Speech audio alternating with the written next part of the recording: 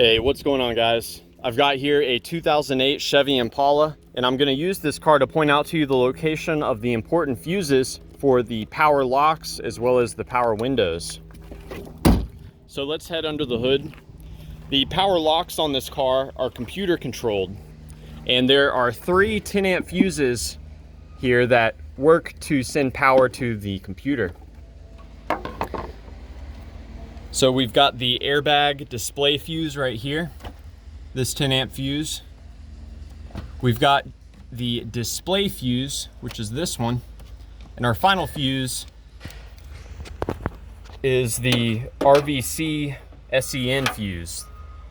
This works to send power to the body control module, which ultimately is what is in charge of the power locks. Now, the actual motors for the lock, as well as the window motor, those receive power from inside the car. So behind this cover here, we're gonna see the final fuse for the power locks. That's gonna be this 25-amp fuse right here.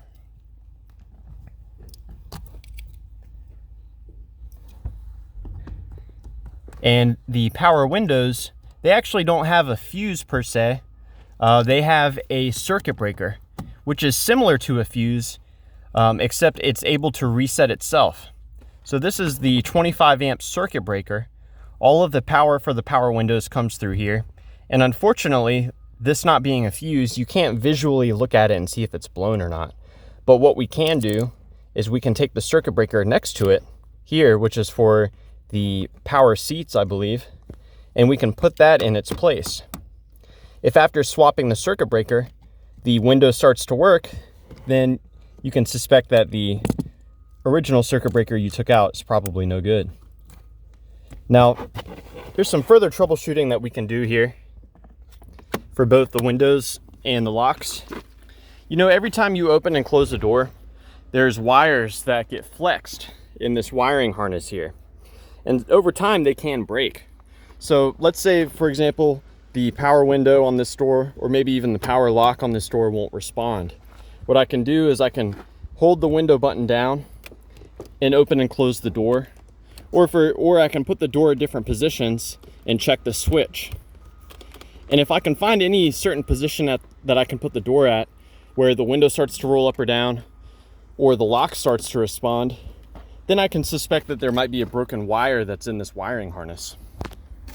Further troubleshooting beyond that, you can take the door panel off and check to see if the window motor is getting power, or if the door lock actuator is receiving power.